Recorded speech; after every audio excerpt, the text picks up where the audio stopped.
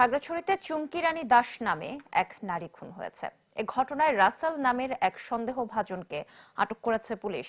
বৃহস্পতিবার রাতে শহরের অপর্ণা চৌধুরী পাড়ায় ঘরের ভেতর ওই নারীর রক্তাক্ত নিথর দেহ পাওয়া যায়। স্বজনরা তাকে উদ্ধার করে হাসপাতালে নিয়ে গেলেও ডাক্তার চুমকি রানীকে মৃত ঘোষণা করেন। পরে এ ঘটনায় শুক্রবার ভোরে রাসেলকে আটক করে পুলিশ। সদর থানার ওসি আব্দুল বাতেন জানান, রাসেলকে জিজ্ঞাসাবাদ করা হচ্ছে। ঘটনায় জড়িতদের আইনের আওতায় আনার কথা জানান তিনি। বাসায় ঢুকে আমার মাসিকে হত্যা করে স্বর্ণালঙ্কার লুটপাট করে কে বা কারা নিয়ে যায়। তাই আমি চাচ্ছি যে আমার মাসির হত্যাকারীকে দ্রুত বিচার। কালকে 6টা বাজে আমার বাসায় গেছি, 6টা20-এর মধ্যে আমি আবার বাজারে চলে আসছি। বাজার থেকে ঘুরে ফিরে আমি বাসায় গেছি 7টা থেকে 7টা30-এর মধ্যে।